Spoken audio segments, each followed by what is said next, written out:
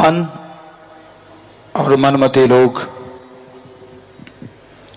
ज्यादा प्रभाव डालते हैं। मन इंसान को जो कहता है, इंसान वही कार्य करता है। गुरु पीर फकीर जो कहता है, उसके बारे में कभी ध्यान नहीं देता। मन जालिम इंसान की करी कराई भक्ति को बर्बाद कर देता है। मन जालिम भक्ति खत्म कर देता है। मन इंसान की सोच बदल देता है और मन के पीछे जो लग जाते हैं वो हमेशा तबाह बर्बाद हो जाते हैं। बेपरवाह जी फरमाया करते, मन और मनमते इंसान हमेशा प्रभु की भक्ति में विघ्न डालते हैं, रुकावट बनते हैं। जब आपको पता है कि फलां इंसान मन के कहने चलता है, फलां आदमी मन का सताया हुआ है, तो उनका संग, उनकी सोहबत कभी ना करो। क्योंकि बेपरवाह जी कहते परछाई से भी दूर रहो। एक साधक एक मालिक से प्यार करने वाला जब ऐसा संग करने लगता है तो उसका प्यार, उसकी मोहब्बत सतगुरु मौला से कम होती जाती है और मन हावी होने की वजह से वो भक्ति भी नहीं कर पाता। मन के विचार ही ऐसे हैं। मन को जीतना बड़ा मुश्किल है, पर बहुत लोगों को यह पता नहीं होता मन होता क्या है। मन और आत्मा दो शक्तियां हैं जो शरीर के अंदर विराजमान है, विद्यमान है। इंसान के दिमाग में जितने भी बुरे विचार आते हैं, गलत गंदे विचार आते हैं, नेगेटिव थॉट्स आते हैं, उनको देने वाले को मन कहा जाता है। इस्लाम धर्म में नफस या नफस शैतान भी कहा जाता है। इंसान के दिमाग में जितने भी अच्छे ख्याल आते हैं, भले विचार आते हैं, पॉजिटिव थिंग्स आती है, वो सारे देने वाले को आत्मा या जीव आत्मा कहा जाता है। तो ये घोर कलयुग है। इस कलयुग में आत्मा के विचार कभी कभार ही चलते हैं, मन के विचार चलते रहते हैं। दूसरों की निंदा करना, दूसरों को बुरा कहना और दूसरों की निंदा करके मजे लेना, ये अपनी बेड़ी में बट्टे डालना है। आप जिसकी निंदा कर रहे हैं, क्या उसने आपको पर्सनली कभी कुछ गलत किया, आपको कुछ गलत बोला? अगर नहीं तो आप किसी के पीछे लग के अपने कर्म क्यों मारते हैं? तो घात समाना, किसी की अपने को छोड़ के किसी दूसरे की आप निंदा करते हैं तो वो 100 गौ घात करने से भी बढ़ के पाप है, गुनाह है। और यही बात सिख गुरु साहिबान फरमाते हैं, निंदा भली किसी की नाही, मनमुख मुग्ध करन, मुंह काले तिन निंदका नरके घोर पवन। निंदा भली किसी की नाही, किसी की भी निंदा करना इंसानी फर्ज ही नहीं है और अच्छा नहीं है, बहुत ही बुरा है। मनमुख मुग्ध करन, जो मन के कहने चलते हैं, मुग्ध कहते हैं जो मूर्ख होते हैं, अपने दिमाग से काम नहीं लेते, लाई लग पंजाबी जो कहते लाई लग, तो वो मूर्ख करते हैं। और ऐसी निंदा करने वाले नरके घोर पवन, यहां भी जीते जी उनकी जिंदगी नरक बनी रहती है और मरणोपरांत भी वो नरकों में चले जाते हैं। तो इसलिए मन मनमते लोगों का संग सोहबत कभी ना करो।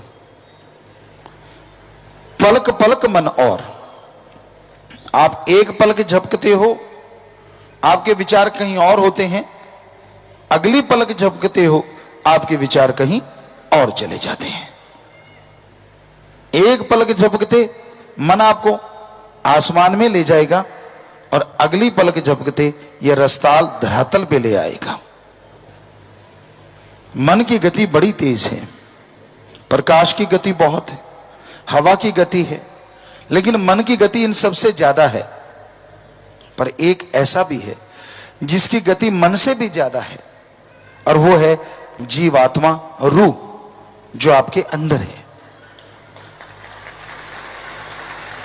मन काल की त्रिलोकी में ले जा सकता है, महाकाल तक ले जा सकता है, लेकिन आत्मा की गति स्पीड इतनी ज्यादा है कि वो भगवान परमात्मा तक ले जा सकती है।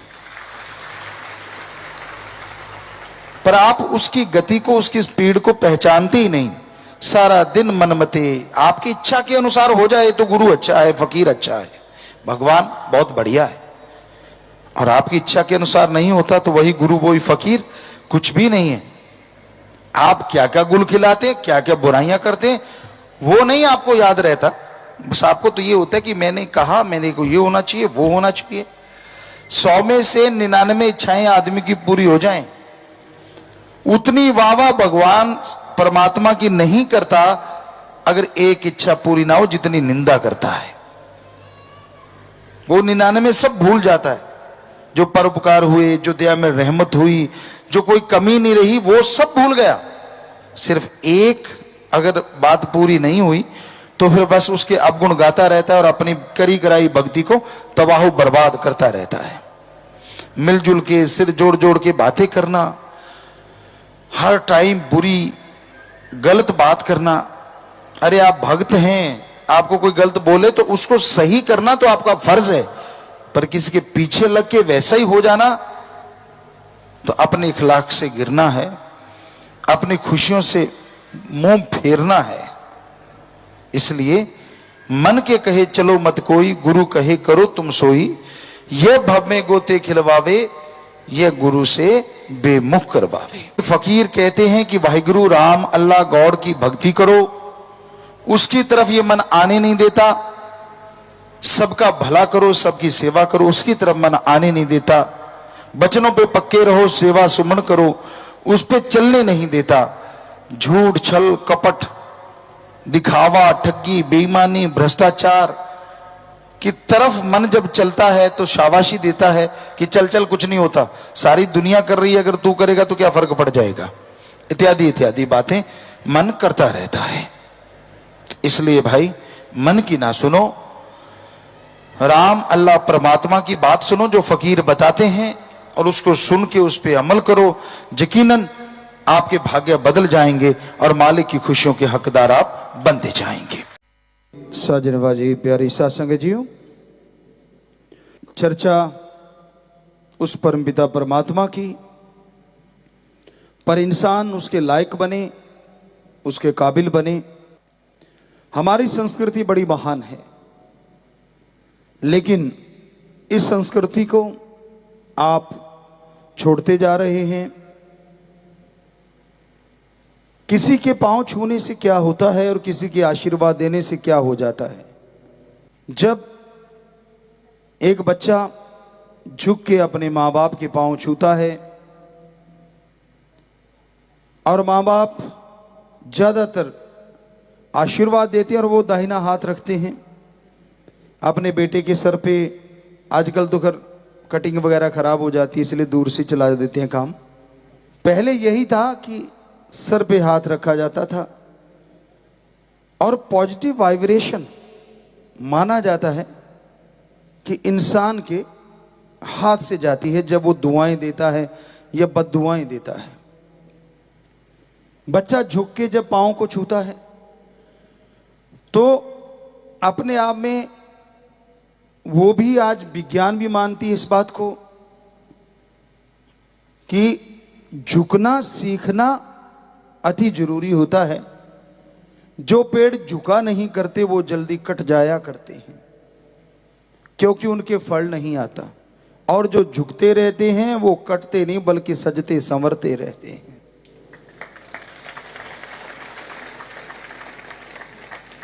कहीं भी बाग बगीचे देख लीजिए, जिन पेड़ों पे फल बहुत आता है वो झुके रहते हैं, डालियां झुकी रहती हैं, और माली कह लीजिए, किसान कह लीजिए, उसके लिए वो पौधे बहुत ही अनमोल हो जाते हैं कि इसने आज यार इतना झाड़ दिया, इतना फल दिया है। तो उसकी टहनियां सूखती हैं, उसको पानी की जरूरत पड़ती है, तो एडवांस में उसको पानी दिया जाता है, उसकी कटिंग की जाती है, यानी उसको रोग नहीं लगने देते, और एक सीधा ही खड़ा रहता है, फल है ही नहीं, तो वो मन से उतर जाता है, कम ही पानी मिलता है, कम ही काट छाट होती है, और आखिर में वो सूख के कट जाता है। तो इसलिए झुकना बहुत बड़ी बात है, लेकिन कहां? अपने बुजुर्गवार के आगे और उस ओम हरि अल्लाह परमात्मा के आगे। जैसे अभी आपको बोला कि अपने पूर्वज, अपने बुजुर्गों के, माँ बाप के, दादा दादी के पांव छूते हैं आप, तो आप जब झुकते हैं ना, आपके अंदर की दीनता, नम्रता और बढ़ जाती है, आपकी इंसानियत के गुण और प्रबल हो जाते हैं, और अच्छे आपके अंदर ग्रहण करने की शक्ति आ जाती है। पानी हमेशा नीची जगहों पे रुकता है, टीलों के बिल्कुल टीसी पे, टॉप पे नहीं रुकता।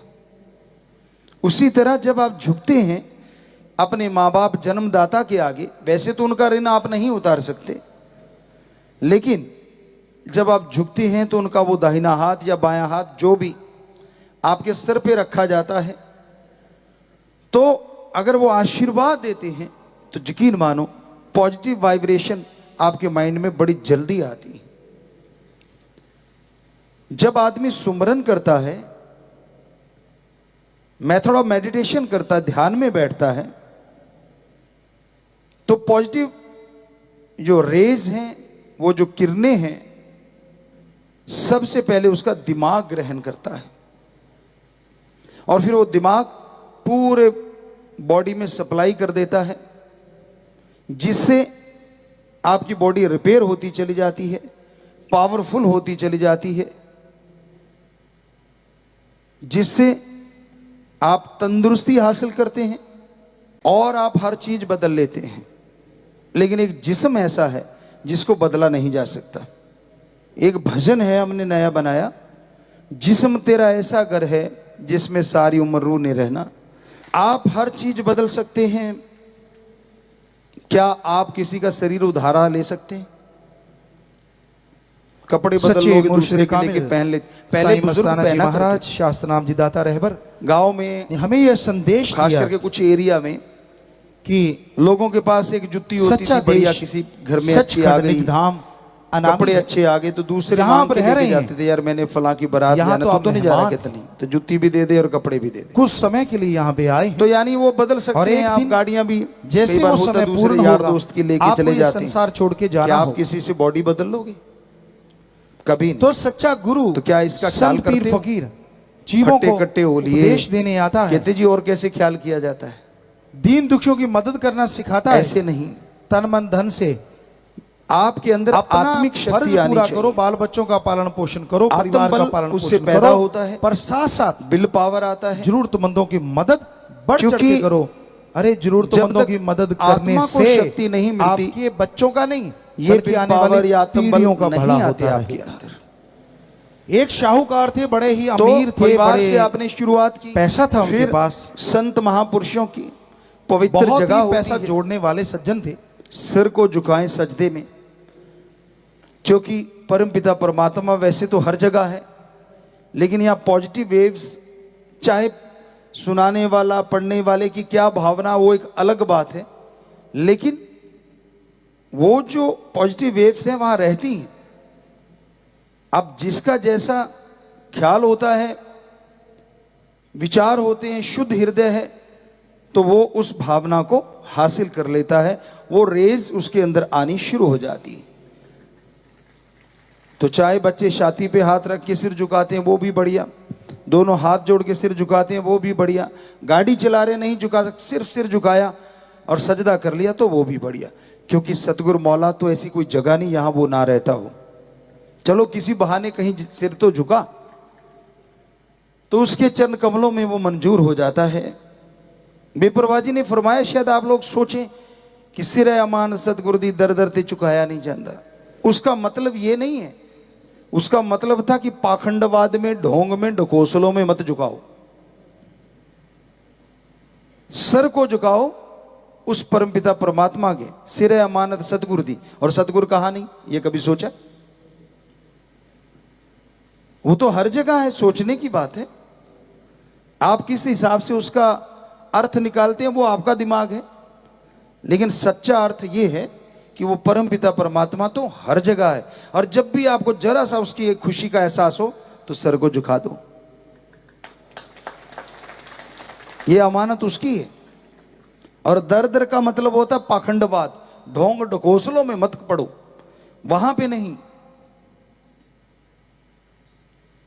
तो भाई परिवार में बुजुर्ग आशीर्वाद दें और बच्चे सत्कार करें।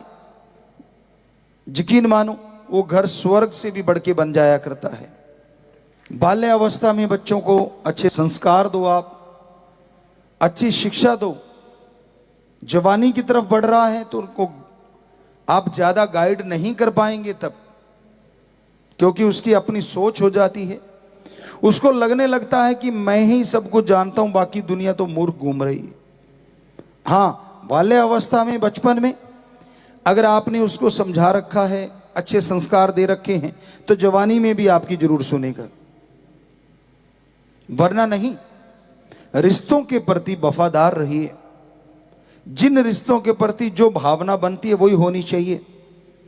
जब गलत ਧੰਨ ਧੰਨ ਸਤਿਗੁਰੂ ਤੇਰਾ ਹੀ ਆਸਰਾ। ਗੁਰੂ ਜੀ ਦੀ ਪਿਆਰੀ ਸੰਗਤ ਨੂੰ ਨਿਵੇਦਨ ਕੀਤਾ ਜਾਂਦਾ ਹੈ ਕਿ ਹਰ ਰੋਜ਼ ਸਤਸੰਗ ਸੁਣਨ ਦੇ ਲਈ ਸਾਡੇ ਚੈਨਲ ਡੇਰਾ ਸੱਚਾ ਸੌਦਾ ਨੂੰ ਸਬਸਕ੍ਰਾਈਬ ਕਰ ਲੈਣਾ ਜੀ।